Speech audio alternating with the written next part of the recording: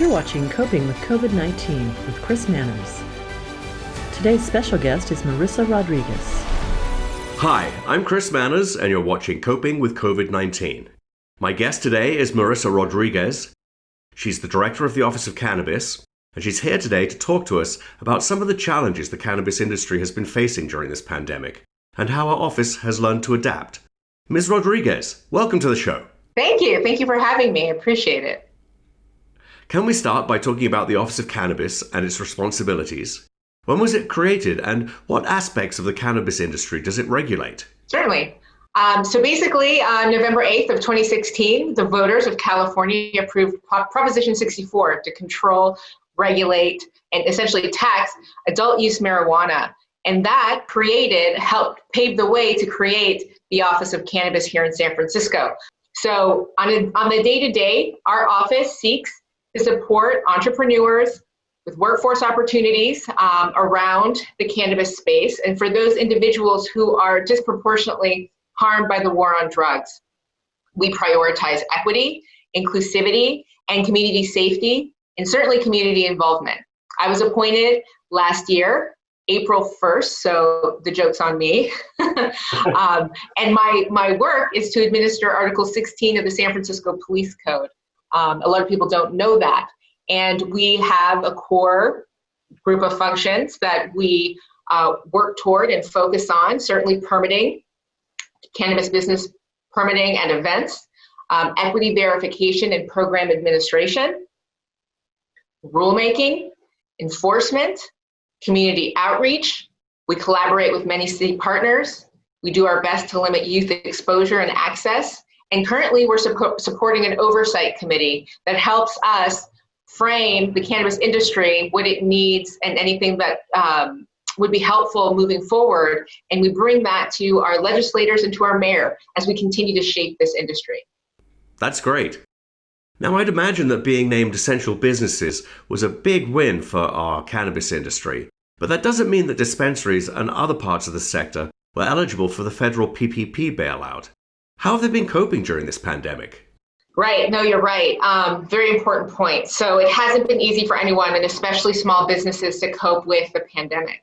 So being deemed essential was a huge win for our industry, and I'm hopeful that the industry will feel the impact of this pivotal moment for years to come.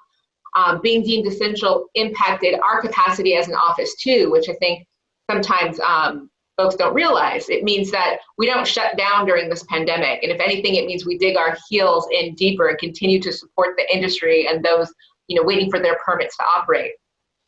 However, despite being fully operational during this time, it was really important for the ADM family, as well under the leadership of Naomi Kelly, and as well as our team at the Office of Cannabis, to continue to do our part to support efforts in the COVID Emergency Operations Center, the EOC.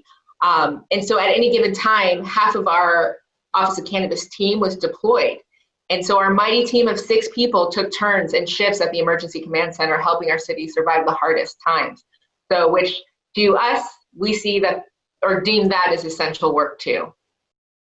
Indeed, yeah. So now, I understand the Office of Cannabis was the first city department to have a fully digitized permitting process.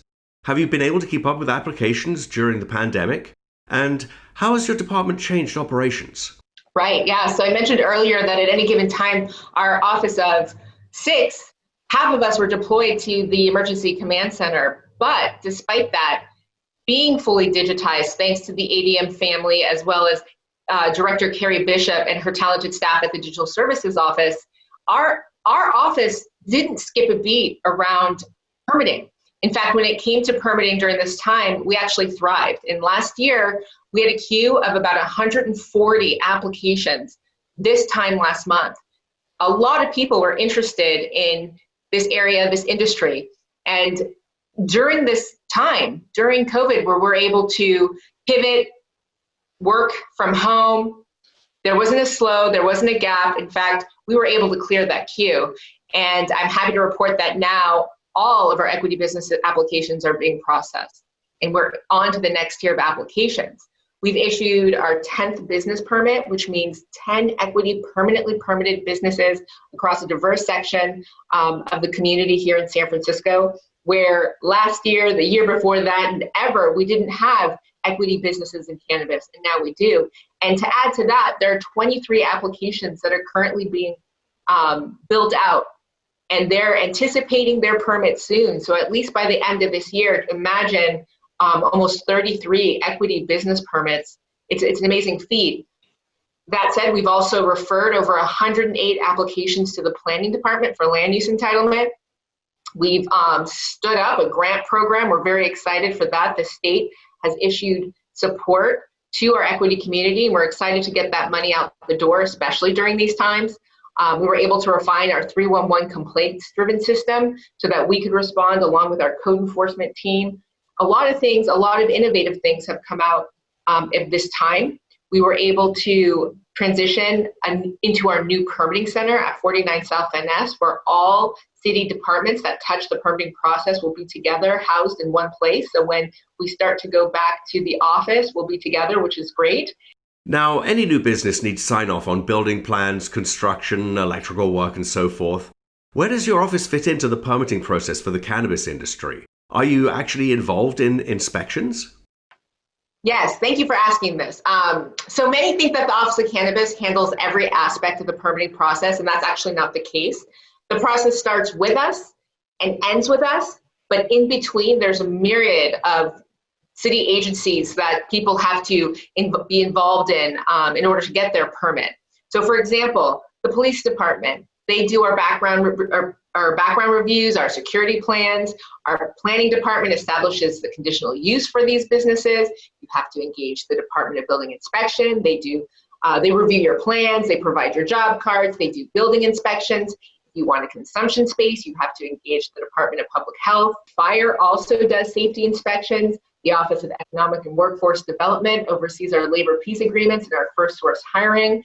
And then ultimately, at the end, you come back to the Office of Cannabis, where we do final inspections.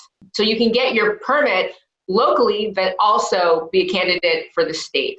It's a dual licensing process, and quite a few city agencies that you have to engage with in order to be permitted.